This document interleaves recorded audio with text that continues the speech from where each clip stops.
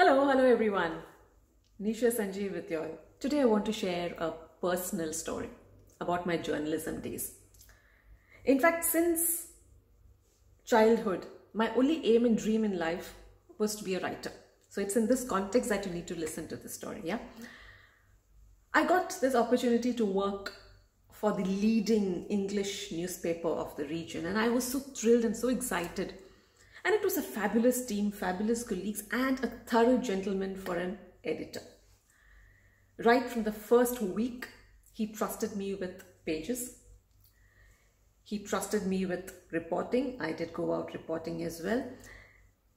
It was one of the best phases of my professional life.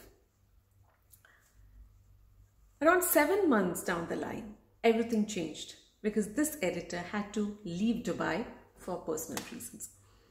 And in comes a new editor. I worked with her for 3 years thereafter, and in these 3 years that followed, not a single headline of mine was approved. And what hurt me the most, or what impacted negatively me the most, was she never had an alternative headline. When she strikes off mine, she never had her own input there. She would sit on that for the longest time and then pass it on to one of my colleagues and say, please give her a headline. Or she would pick up the phone and call her friend and read out the whole story and say, please give another headline. And this continued for 3 whole years. And it didn't stop at that.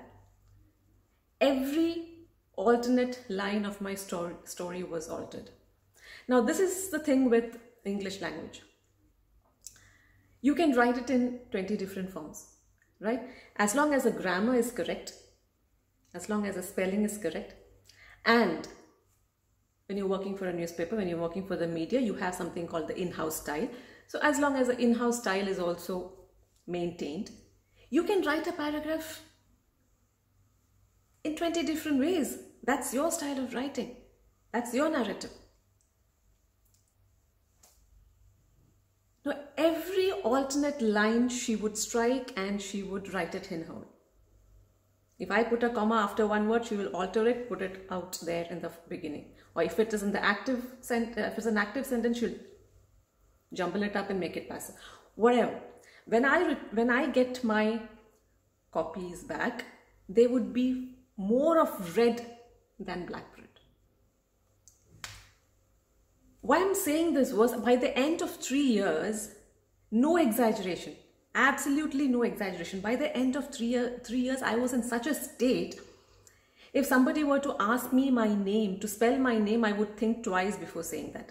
That was my condition. I had absolutely no confidence, no belief in myself. I was like a chicken, you know, for want of a better word or a better metaphor, whatever.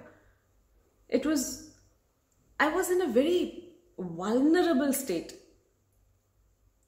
I used to write poems every single day. Until then, I gave it up.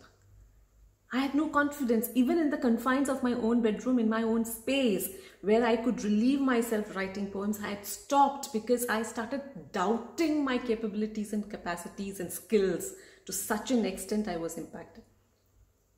Now, why am I saying this story is, I left that place, moved on, and worked on my skills, worked on uplifting myself, and went on to write and publish 2 books. I'm working on my 3rd one. And as I was preparing to say this today, I get a call from my distributor that 30 copies of my first book, Anamika, The Secret of Her Awareness, has been bought by the Sharjah Book Authority.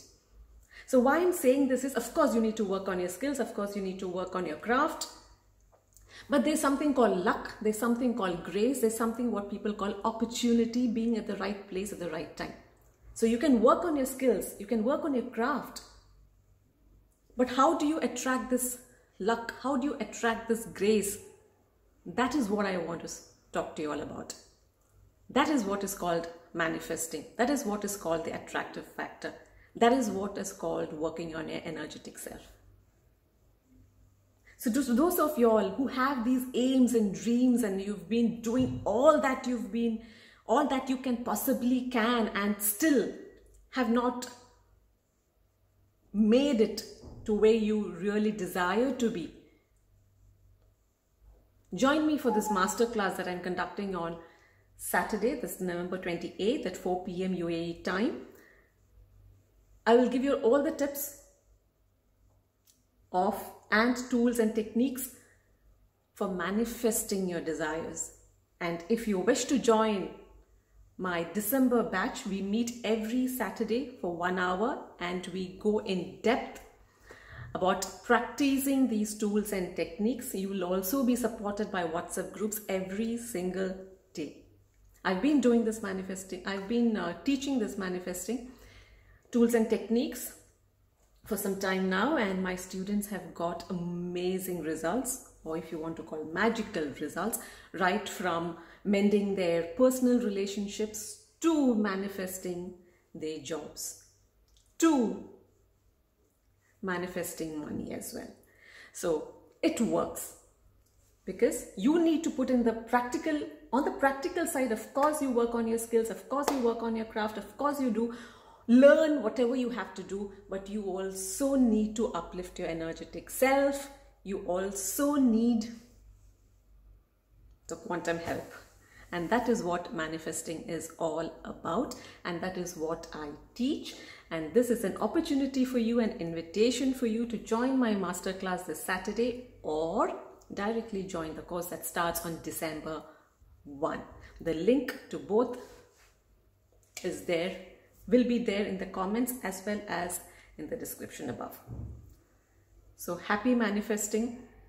Live your life to the fullest.